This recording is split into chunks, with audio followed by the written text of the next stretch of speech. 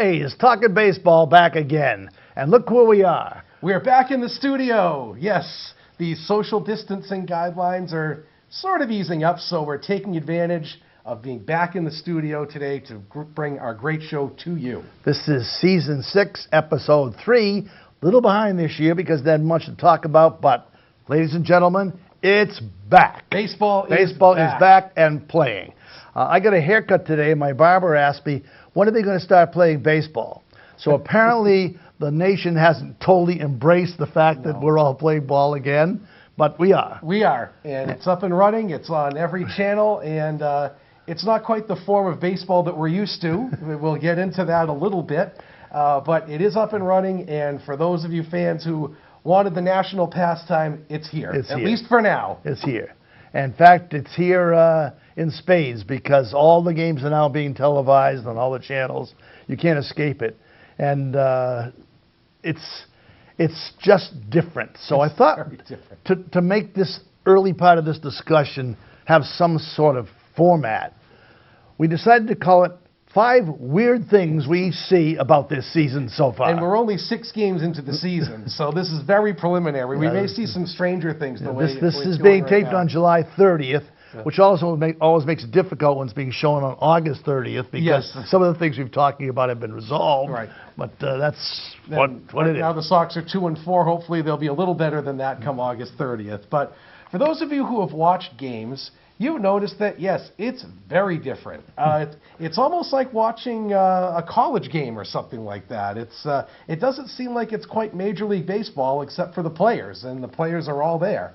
So we each made a list of things that are just different things to look for this season, and if you haven't caught a game yet, these are things to look for. Okay. So I'll lead off. All right, sounds good. This is the number one difference.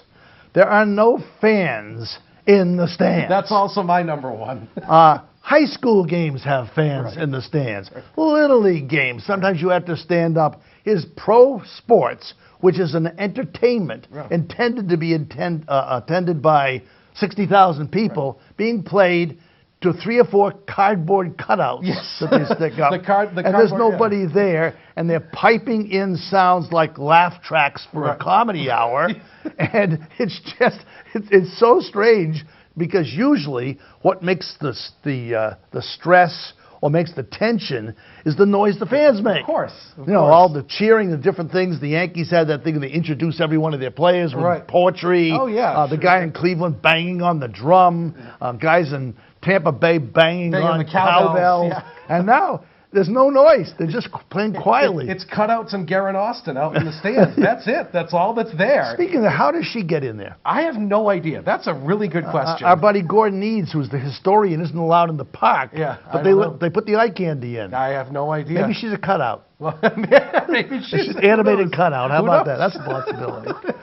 So when you watch the game, it's an empty Fenway Park. It's really weird, and we've already seen that impacted a couple times.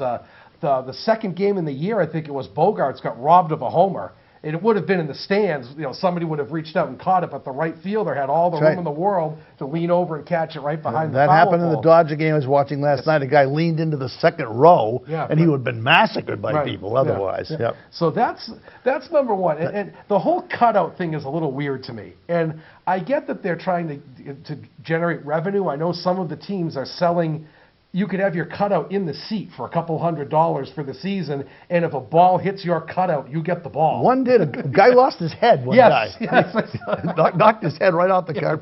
But that's only, that I've seen at least, half a dozen parks. Only a few teams are Just doing a few are doing that. The ones really strapped for revenue. But it's bizarre to watch a Major League game, especially a Fenway game, where the crowd, they call the crowd the 10th player, because the crowd it just gets you in and out of the game. It's how you feel the pulse of what's going on the field, and it's gone. It's the weirdest thing. And I think even the bars around the park have social distancing, and they're all at half capacity or whatever. So the entire buzz around the ballpark is just completely gone. It sort of reminds me of the announcer in Bull Durham. Yeah, right. When he was announcing an away game, he would go bonk. Yeah.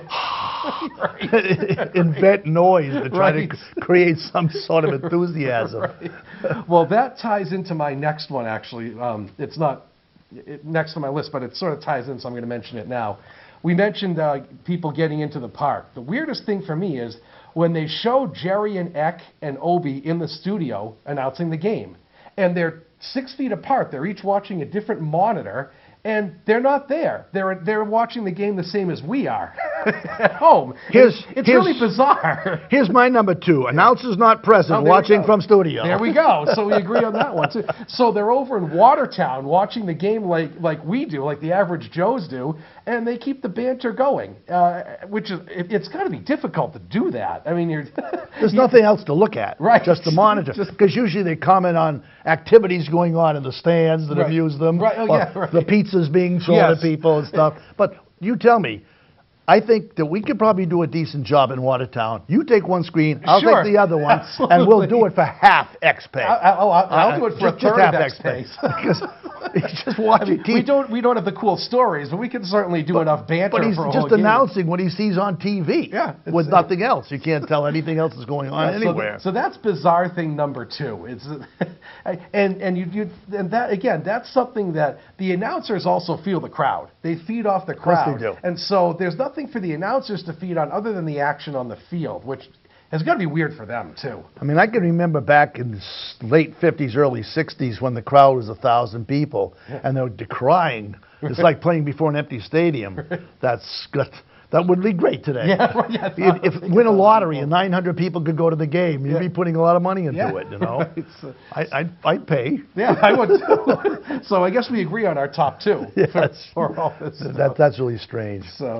So my third one is the huge number of players now. Yes. It used to be when the season started, there were 25 people on the roster.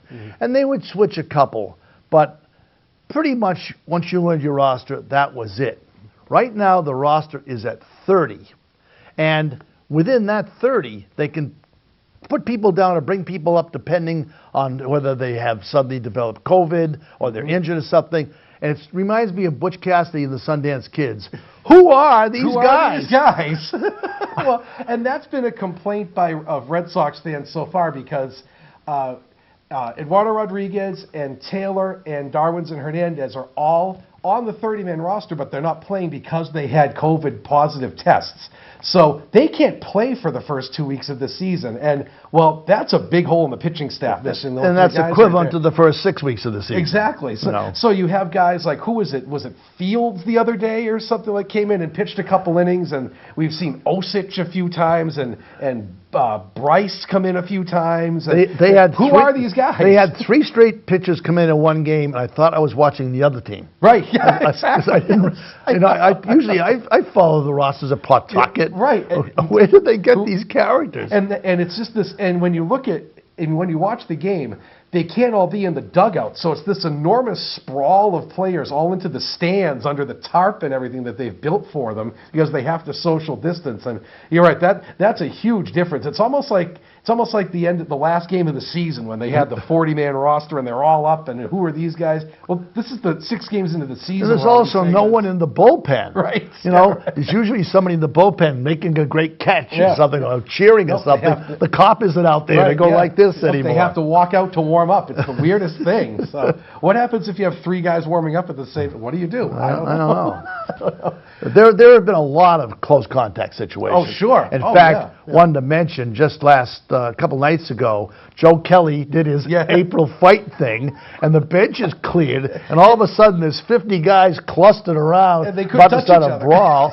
Well, the manager's already been fined. And Kelly's suspended until 2022. Yeah, suspended for 8 games. But it was weird. Usually there'd be a big punching brawl. They all just kind of came out of the dugout and just stood around and looked at each other because you couldn't touch each other. And that's just strange because baseball is a contact sport. It is. And, well, tying into that too, the social distancing. To me, one thing that's really weird is how the umpires are different in these games too. The umpires have had to social distance. So the home plate umpire is looking at things from a completely different angle than he's used to.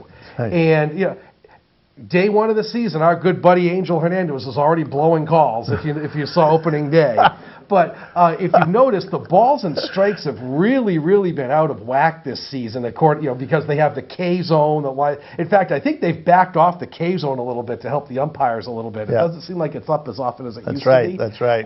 And the umpires just have a totally different perspective on the balls and strikes. Like, for example, I know Barnes, the last time he was in, had one right down the middle, and it was called a ball. Right. I mean, it was ridiculous. You couldn't have thrown a more perfect pitch, and the ump just missed it. And I'm not chastising the umps. This is new for them, too. This is something that they have to deal with, too.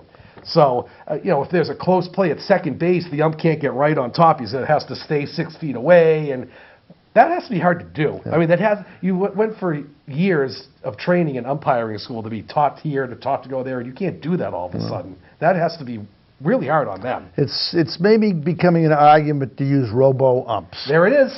They've got so much else that's automated. And, right. There's a little less TV in the dugouts now than there used to be. But what I'm going to wait to see is Topps 2021 set. Oh, my God. They've been averaging a 700-player set. This year is going to have to be in 7 sets.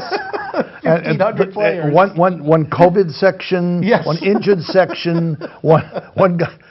How many players are going to be in the season this year? I have no idea. I mean, it's not just the Sox. Every team has. Oh, that's right. That's right. Every team is in this situation. Well, that's a good you automatically have 150 players. Right. 5 for every team. So there's 150 new people, and those are being switched back and forth because a few guys have come in and they immediately get shifted to the 60-man taxi squad. Where is that being played? It was in Nashville. It was in Nashville that they had the players all like warming up and playing games, intra-squad games against each other. I don't know if that's changed. And I don't know if they're professionals or the best of, because there's no college baseball. No, I don't know. So I don't know where they're getting these guys. Maybe they have like the Brian Daubach, Kevin Millar replacement players going there. I have no idea. I don't think the unions had much to say about this. No, the union can't say much about it. They're just an abundance of people, and usually, if you follow teams, you know the lineups at least in their division pretty well. Right. Now it's, who is this guy? Who is this dude? DeGrom's pitching night. I know him. I know DeGrom. There were people, they haven't played the Mets in years, and I know the main guys, but the bottom half of that Mets lineup was like, who is this dude? I have no idea. But they did beat DeGrom, too. So if they lose the other two, they beat DeGrom. Go figure that one. But, there were a couple players like Nemo and Conforto and Alonso, but at the bottom of the lineup, who the heck are these guys? So it's really difficult. You can't tell the players without a program, that's for sure. Right. And it's just, it's like watered down. It is. I mean, when they used to play baseball with 8 teams in each division, each league, say 16 teams times 25, there were 400 players. When I was a kid, I could name probably 395. Oh, sure. You knew them all. Now, you double that number, and that number is so fluid all the time. And you're not playing them nearly as often either. It's as difficult as within football when you got 60 guys to try to keep track of all the way through. And even last year, you're playing the teams in your division 18 or 19 times. You get to know those other teams in your division pretty well. Yeah. But now, oh my God, you're playing a team 9 times in your division. Well, that's not a lot. And they're playing Washington 3 times. Right. And they play the Mets 4 times. So and nobody in the Central and nobody in the West. Right. So that's a topic for another time, the division realignments. We're going to explore that one later. Okay, what's another one you have here? Well, something that actually, this is actually something that's the same, and I don't know if anyone's experienced this, but I certainly have. If you listen on the radio, it's actually not different at all. No. It's not, because it's the same guys. It's Merlone and Castiglione, and they have the piped-in crowd sound, but it sounds like it normally does on the radio. Yes. So that's the one thing that I do have to say has not changed very much at all. Is if you're listening on the radio, it's pretty much the same. Except that the pipe-in sound is pretty much like a vacuum cleaner. It's even. Just even sound. They don't have these sudden screams or cheers or people booing or getting all excited. But you have Castiglione yelling, "There's a drive," but that hasn't changed. So that's actually, of everything of the season, that's the most similar, is the radio broadcast. Guess. That's what I have to say. I get another one. Yeah. Lists. Yes! Lists. They used to have the injured list, which has now changed from 10 back to 15 days for whatever reason. But now we also have the COVID list. And here's the new one, the opt-out list. The opt-out list. Yes. You can choose not to play. And several players several did that. key players have, like David Price or Buster Posey, for reasons Zimmerman did that it. are personal reasons, because I think each of them have an infant child. Yes, I know David Price has a very young kid at home. And they just said, I'm not going to get paid this year, I'll do that. I just read the other day that 2 of the starting Patriots have opted out. Yes. Hightower's not going to play. Yes. And for a while, Mike Trout was on the fence about that. right. But at the last minute, he decided. And he still is. You can always say, Sure. I'm not going to play any longer. Well, and if you're on the Marlins yesterday had, 18 players that tested positive on their roster. Well, if you're a Marlin, you may just say, forget it. What's the point? We're not going to play, so I'm just going to opt out. That's the next thing on my list. Yeah. There's so many hot spots in this country right now, but especially in Florida and Texas and California, which include 9, basically a third of the teams. A third of the teams play there. And the chances of them picking up a problem has already happened. Absolutely. In the very first week of the season, they've had to cancel an entire week of the Marlins season. The Yankees have had to switch from playing the Phillies to pick up 2 more games with the Orioles. and Toronto isn't allowed to play in their country. Right. Toronto is going to be in Buffalo, but only, I think, August 10th or something like that. It's going to be ready. They have a couple weeks where they're just sort of nomads. So they're just going to be playing anywhere. So they were in Washington, and it would have been weird. They actually could have had a walk-off win in Washington. How weird would that have been that the Blue Jays get a home win in a different park? Now, all these postponed games, when they set this schedule up, they had 6 scheduled off days. Well, they've already had a doubleheader. Sure. Yep. I've just heard that they're going to try to play 7-inning doubleheaders. Yes. That's right back to the minor leagues. Yes, sure is. And it sounds more and more and more they're just determined to play whatever they can do may come for the cash. For the money. It's for the money. Yep. The season is so watered down. I can't understand if the season, for instance, say they have to close the season up in, say, middle of September and can't finish it. Do the stats count?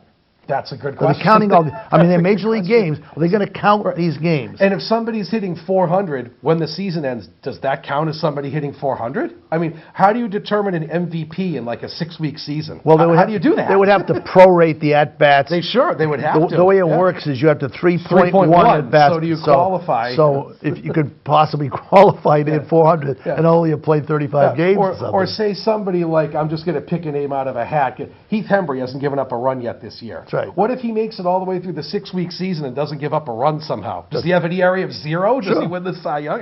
How does that work? Well, I think all the awards and titles for this year not only have an asterisk, they have a falling meteor beside them. They have a huge asterisk. Because this you can't compare this to any other year. This is just and you know, to me anyway, at this point, 2020 is an audition for 2021 in terms of the Red Sox anyway. I think they're just looking at the big roster and seeing who will be here next year because there's no sale this year. Erod is out till whenever. I think they're just reloading for next year. So take it as you will. It's baseball, but they may not be very good.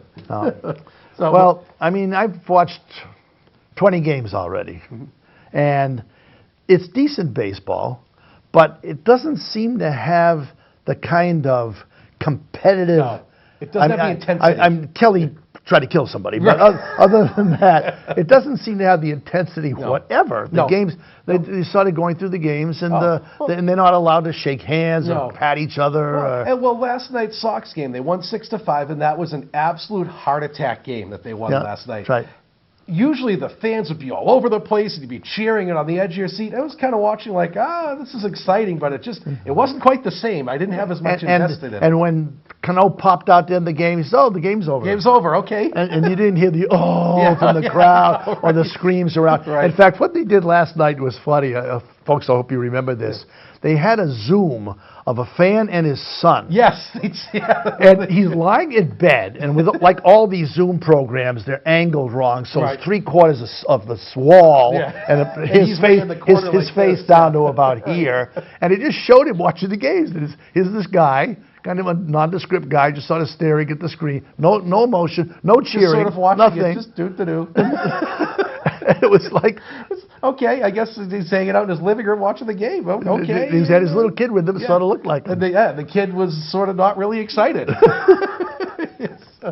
I do have to say that thanks to these new rules, this is something that has never happened before, and it happened last night. Think about this, folks. Last night, for the first time in history, there was a leadoff two-run home run. That's great. Think about that. That's great. But because of the new rules that we talked about last show, you start the extra innings with a man on second base. Well, the leadoff hitter hit a home run. So he got a two-run homer. And he was the first one up. He was the first batter up. So the pitcher gets one unearned run, gets the loss, and faced one hitter and gave up 2 runs. And interestingly, that game was in the 13th inning. And the whole point of this is to prevent extra inning games. Yeah, and so what happens is, you think Major League ball players could bunt. Yeah. So you put a guy on second base. He has to be the last guy that batted in the last inning, so he isn't necessarily fast. Yeah. But a half-decent bunch should move to third, and then hit a fly ball. Hit a grounder to right field, get him in. Last night, every guy was trying to kill the ball. Every guy was just trying to crank it. Yep. And when they did put a guy on second and they scored, in the bottom half of the inning, they put a guy on second, and he scored. And he scored too. So now and the game lasted 4 hours. 4 hours, which is cool with me. I love those long extra inning games. That's just me. I stayed up till midnight, but I was just laughing at how futile this thing seems to have become. So the stats just are really meaningless this year.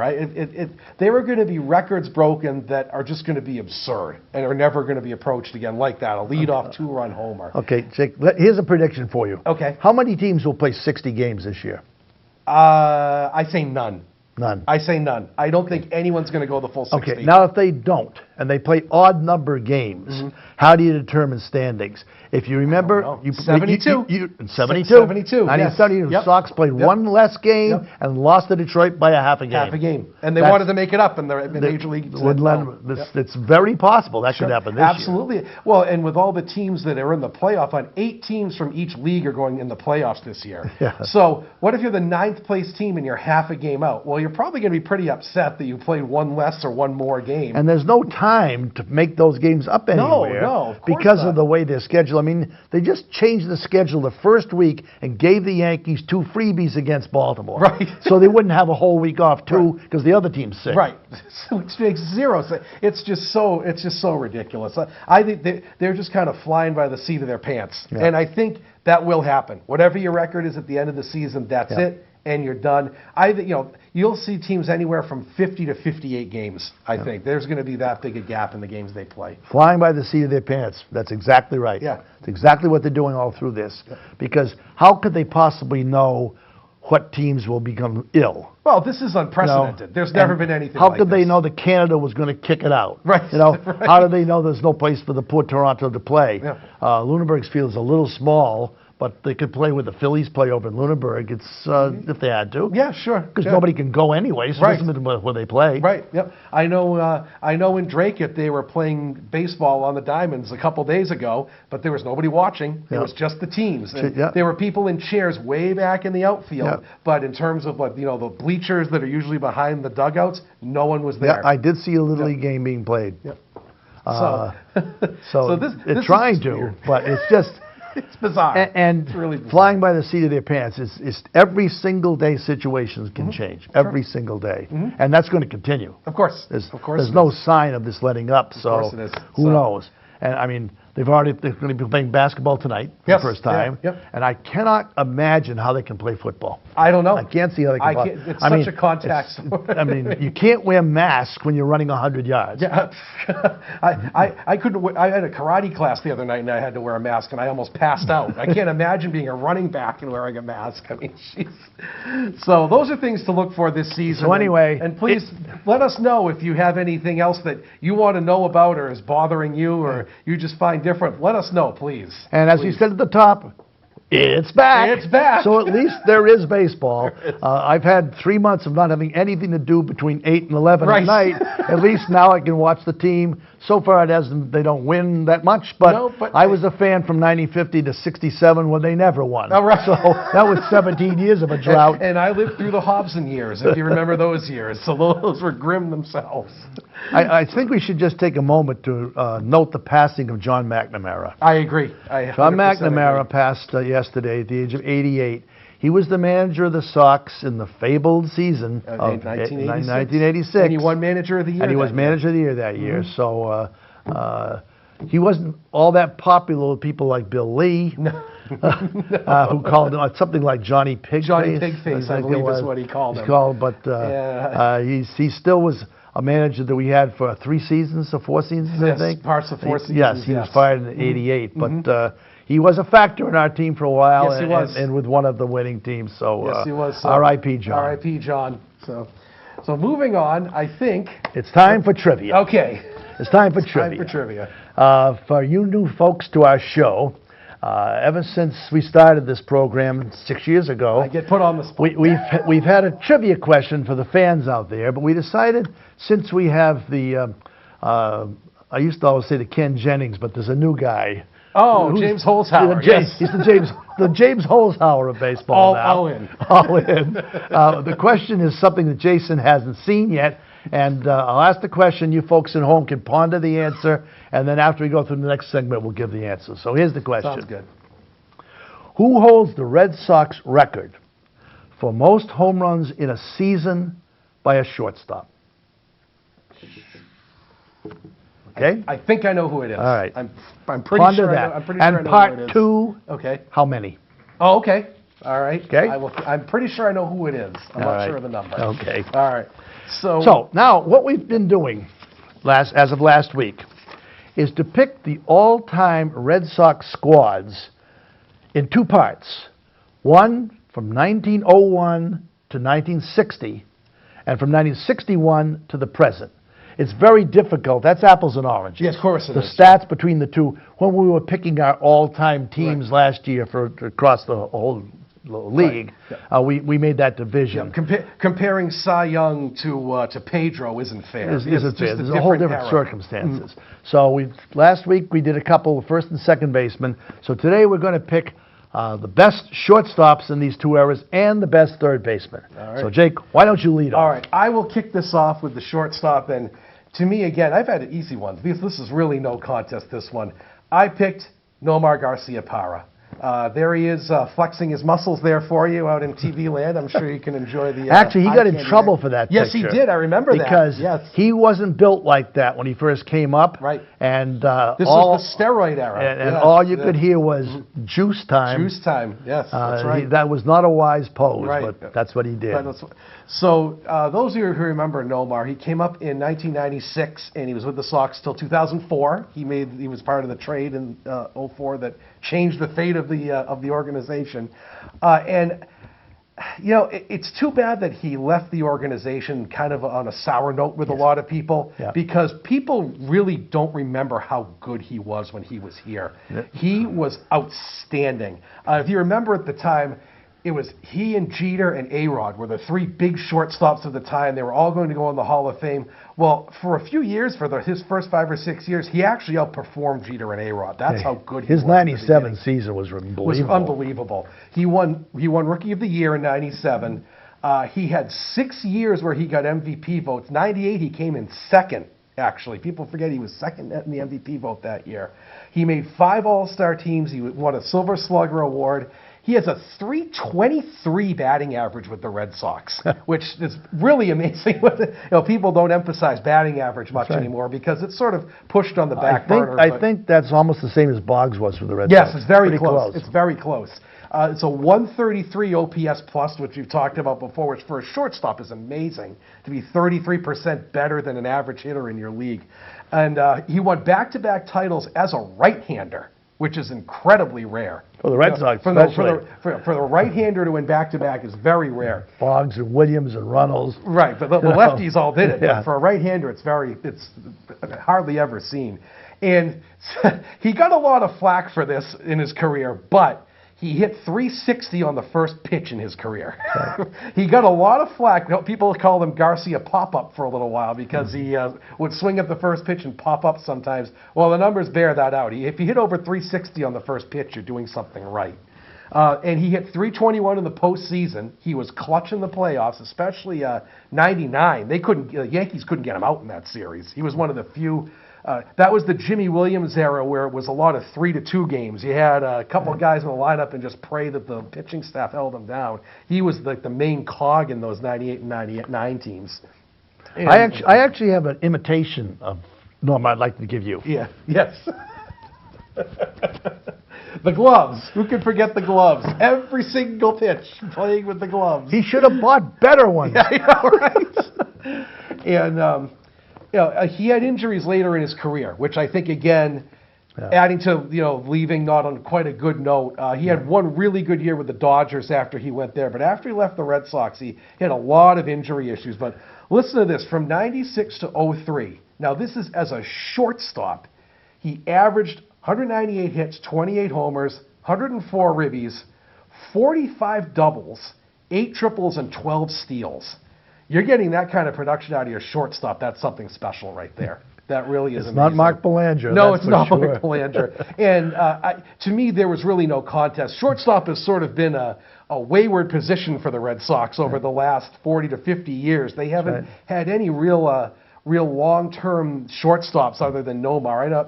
I really liked Rick Burleson, but he wasn't around very long. And Valentin was there, but he shifted to third after a while too. So to me, this was no contest that Nomar was the best since 1960. Okay. My shortstop is Joe Cronin. Yes. Joe Cronin has an interesting story. He came up with Washington and was playing for Clark Griffith. He married Clark Griffith's daughter. So his boss was also his father-in-law. What happened was the Red Sox were miserable at that period of time in the early 30s. Yes, and Tom Yawkey bought the team. Mm-hmm. And Tom Yawkey started buying great players. And he bought Cronin for a fee of $250,000. Translation today, about $7 million. Which is a hefty price. And later on, he bought Williams. He brought up Pesky and Dorr. He bought Jimmy Fox. He bought Lefty Grove and Cronin. So he put together a team that by the late 30s was extremely competitive. And Cronin went on for quite a career. He also became the president of the American League for 14 years. And he managed the 1946 Red Sox to the first pennant they'd had since 1918 with 105 wins. Which was the team record until 2018. And he was the player manager. You don't see that much anymore. No. He was the player manager all this time. In 11 years he was with Boston, he batted a total of 300. He walked 585 times and struck out 408. That's astounding. So he walked 200 more times than he struck out. I won't go through all the stats because the stats aren't comparable. Right. But he was just one of the first, I think it was the second one, I'm not positive about that, second number on the wall after Ted Williams. He's in the Hall of Fame. He and Dorr and Williams were the first three. Yes. Yep. So he's in the Hall of Fame as well. And was he a first ballot? I believe he was a first ballot, wasn't he? Yeah. Pretty sure he was. Yes, he was. So he's he only half his career was with the Red Sox, but he's the number 4 that's up on the wall. Mm-hmm. Yes, he is. So great choice. Totally agree on that one. Third baseman. So third baseman, again unfortunately, this again to me was no contest. And again, it's a player that's sort of left on a sour note, which I think is very unfair. But I had to go with the Chicken Man, Wade Boggs. Absolutely no contest that he's the best third baseman since 1960. Look at the look on his face. You can't throw a ball by me if you try. And Boggs was not only, and at the time, Boggs wasn't just a great player. He was also an entertainer. So I'll get into the stats, and then we have a couple really good stories about Wade Boggs. He got MVP votes in 7 seasons, 6 Silver Sluggers, 8 All-Star games. He had a 142 OPS plus. That's better than anyone active right now, which is really amazing. He had 5 batting titles in the course of 6 years. And if you remember him, if you remember watching him, they would try to get him out, and he would just slap the ball into left field. Little flare over the shortstop. But he also knew how to use the wall. He had an astounding number of doubles. He averaged over 40 doubles a year when he was with the Red Sox. That's a lot of doubles. My favorite stat of him all time is he went through one season never fouling out once. It's true. Imagine that. Not one time he fouled. Not once. And this is how respected he was. He led the league in intentional walks 6 times in a row with the Red Sox. The pitchers just didn't want anything to do with him. Who hit after him? Good question. He had 7 straight 200 hit seasons. That's right. Which now, in the days of the 3 true outcome, homer, strikeout, and walk, nobody gets 200 hits in a season anymore. He had 7 in a row. And if you remember, he's one of 2 players. His 3,000th hit was a homer with the Tampa Bay Devil Rays. Right. So a couple great stories about Wade Boggs, and I have really fond memories of him. And I know he went to the Yankees, which I don't care about. Some people do. I don't care that he went to the Yankees. A lot of Red Sox guys went to the Yankees. We used to go have seats out in section 34 in the bleachers, which was, back then, it was the little tiny corner section that's over near the center field camera. It's only about 10 rows. It's just a little triangle with the cameras, yeah. and there's 1 or 2 seats right beside the cameras. Right. And so we used to sit out there all the time. And there were these guys who sat in the next section over who were season ticket holders, and it turns out they were very brilliant. One was an MIT professor, but the way that they were always at the game and the way that you thought they lived under the stands, these guys. And there was one guy who was an absolute leather lung. And every at-bat, after the first pitch, because Boggs always took the first pitch. You never had to worry about this. After the first pitch, he would go, wait! And you could hear it through the entire ballpark. He would hold it for 30 seconds. Easy 30. And all the Fenway, when he finished, hey, everyone would go nuts. So and this is the day. If you go to Fenway now, it's a little bit sanitized. Back in the 80s, early 90s, when we were going, and before I was old enough to go, Fenway was kind of a rough and tumble experience, especially if you were out in the bleachers. But it was fun. It was a lot of personality. And Boggs had a lot of that personality. So he has great memories for me. And the other one is that he was a strict traditionalist. Yeah. He ate his chicken before the game. 7:17. 7:17 is when he went out in the field. So the game started at 7:35. Well, actually, they start at 7:30 now this season. But 7:17 on the dot, he would run out of the dugout and take a warm-up run across the field. Now, some of the opposing parks tried to dupe him, and they would skip from 7:16 to 7:18. Didn't bother him. He would run out at 7:18 instead. They did not fool him. And he ate only chicken. And he ate only chicken. And we all know his off-field antics are legendary. I won't get into them here. Again, I didn't care that he went to the Yankees. Good for him that he won a World Series with them. And he was still a really good player when he was with the Yankees, too. He was a really productive player until he was 40, and he kind of hit a wall. He went down to the Rays. He went down to the Rays, That's where he was from originally. Right. So. But Wade Boggs is my third, and to me it's no contest. The only third baseman who really had a long career is Frank Malzone, but he bled from the 50s into the 60s. He was one of my possible picks, and I said he's on the cusp. Yeah, he is. He's a cusper. And so I don't think you can really make an argument for any other third baseman from 1960 on. Well, I'm going to pick my third baseman, someone I guarantee most of the audience is not familiar with. Jimmy Collins. Great pick.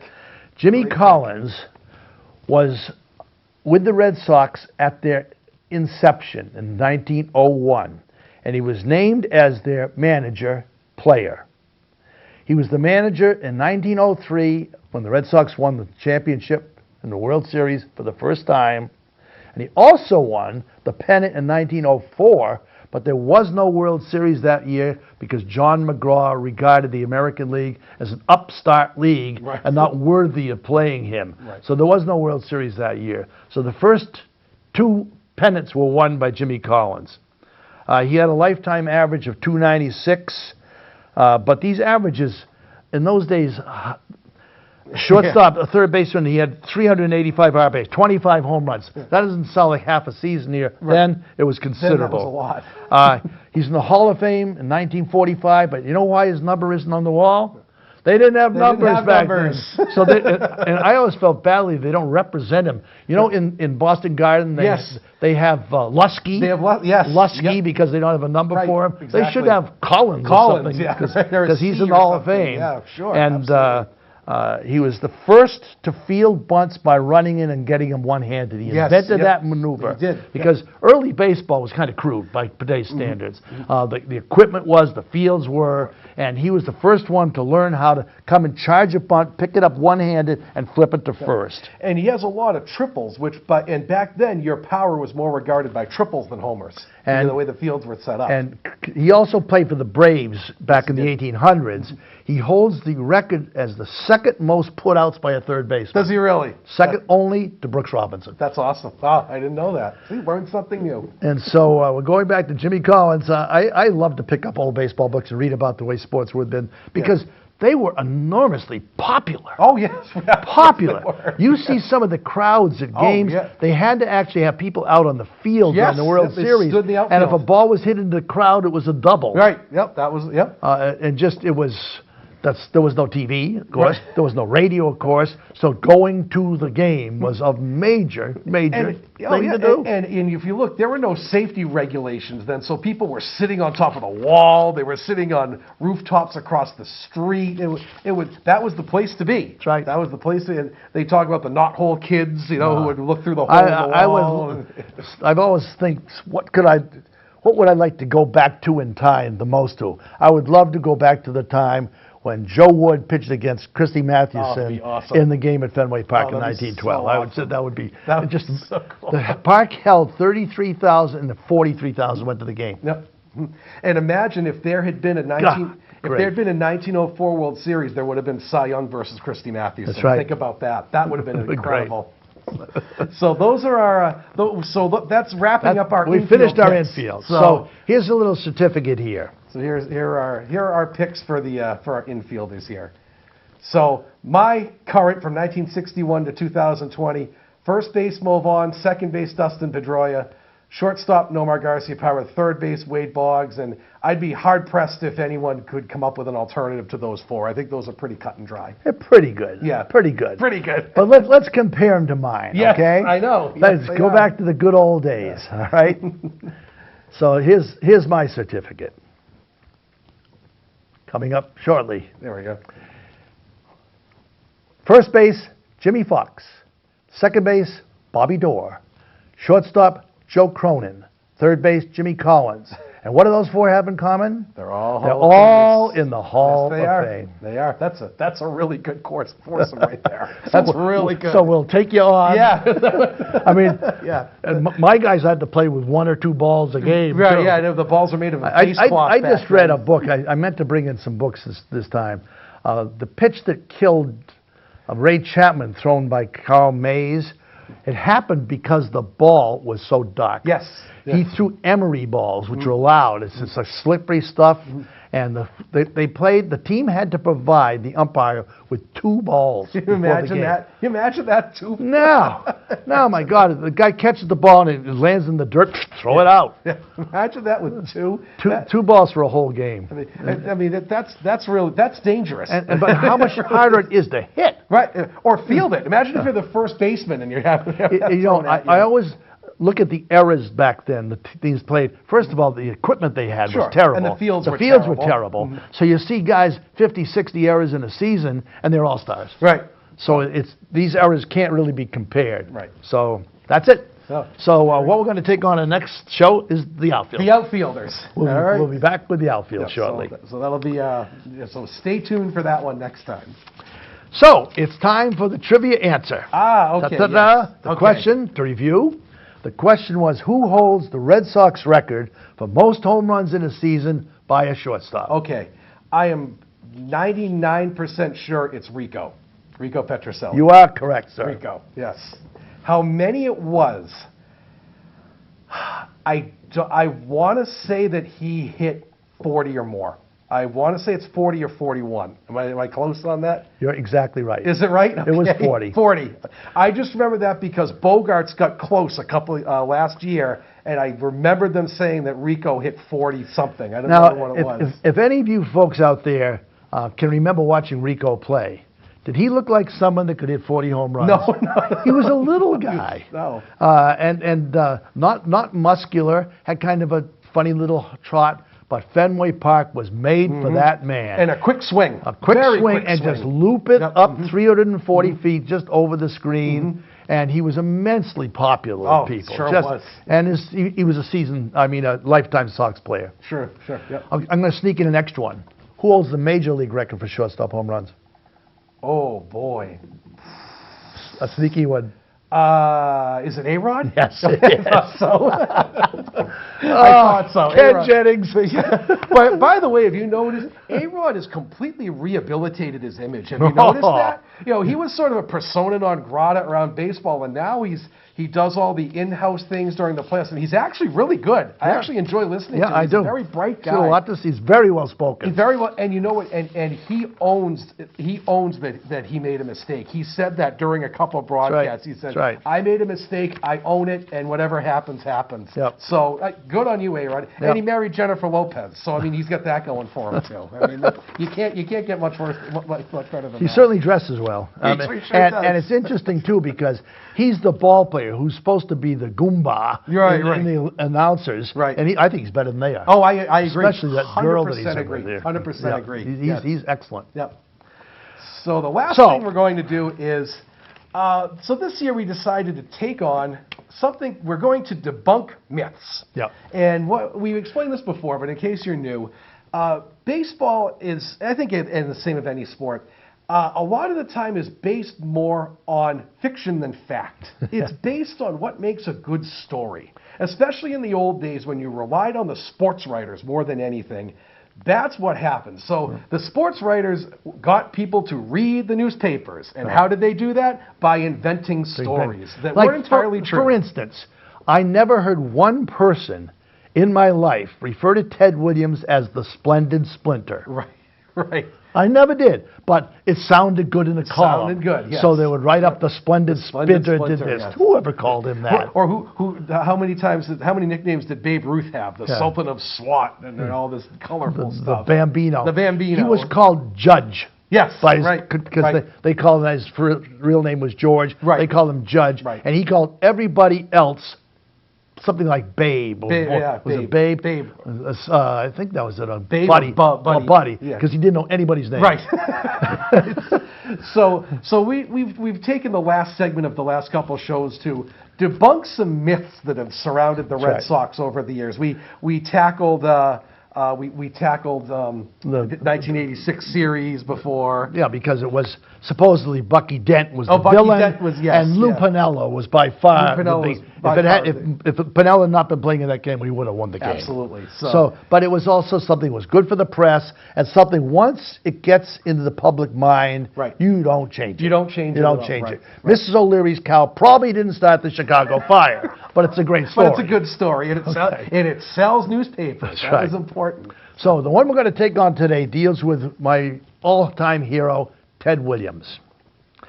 Ted Williams was a remarkable man. Other than the fact that he may have been baseball's greatest hitter, he was one of the greatest flyers, one of the greatest fishermen, and believe it or not, one of the greatest cooks. Yes.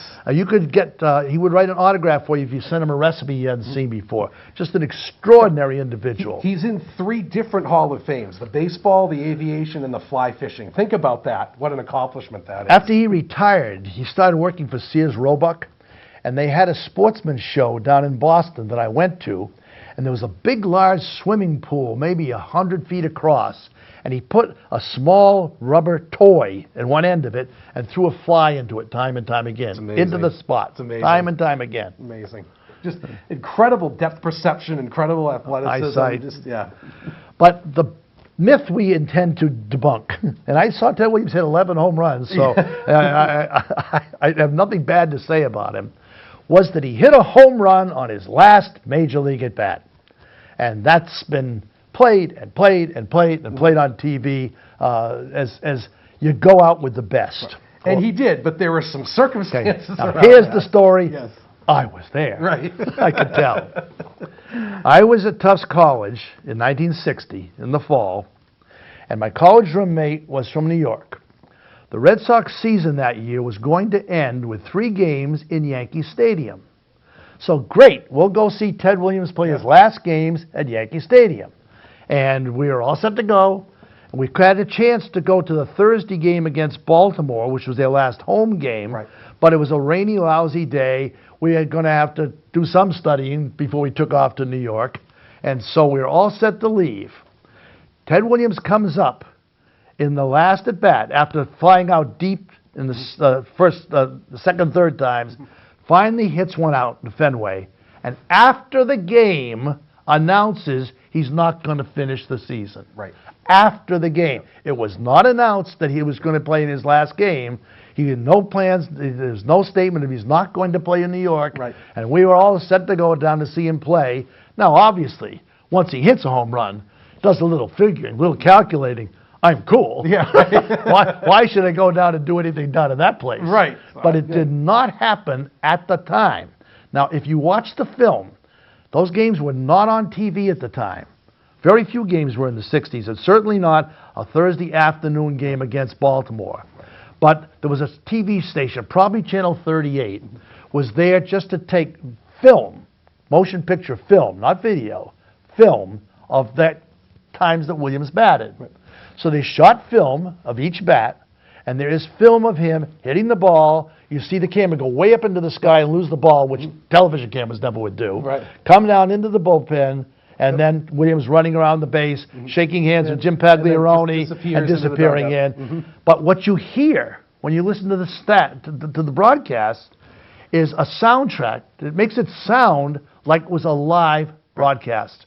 Kurt Gowdy. Now, the one we've been able to find wasn't exactly the one I've got in mind, because on Kurt Gowdy, he is home, this is his last at bat he's ever going to have, makes a big deal about it. They didn't know it at the time. So they added that afterward just to add the little bit of drama and immemorial. The goodbye to the icon. Goodbye to the icon. Yes. So here's the clip. In 1960, future Hall of Famer Ted Williams played the final game of his career for the Boston Red Sox and was feted before the contest by loyal Red Sox fans. But the real drama was still to come.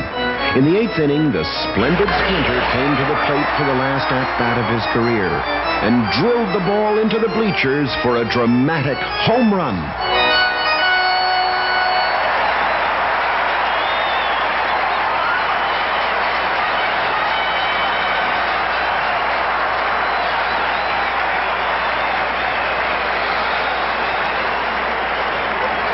What a way to retire.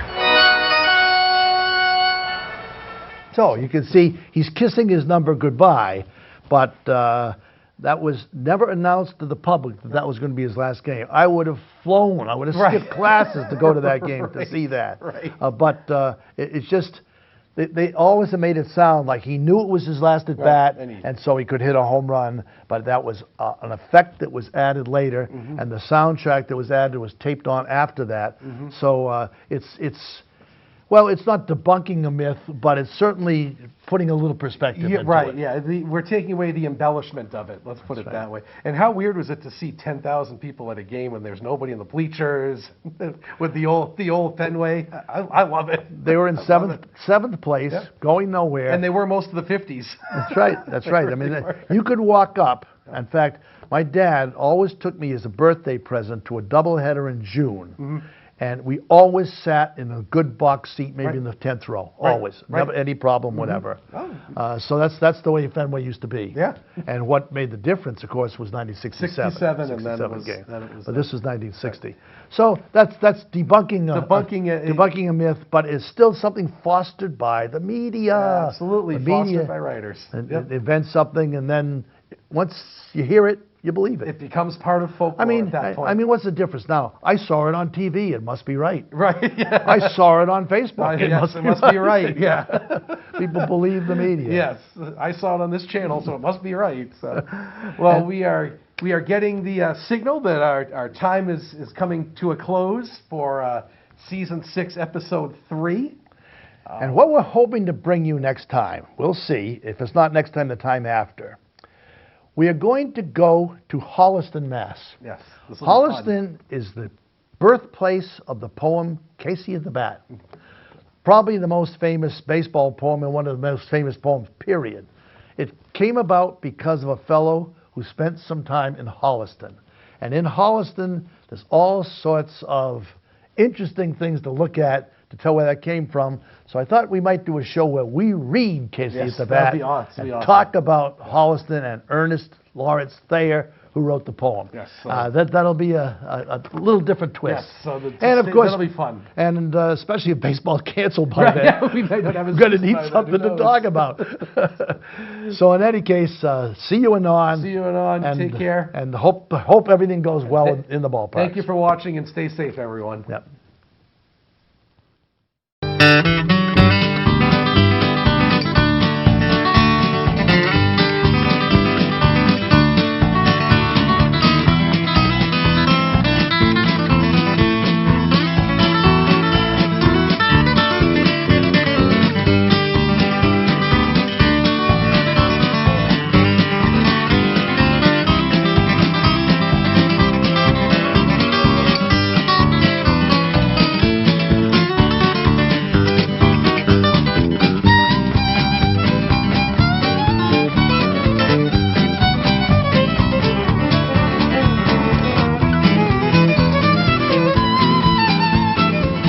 Thank you for watching another outstanding program provided to you by Lunenburg Public Access.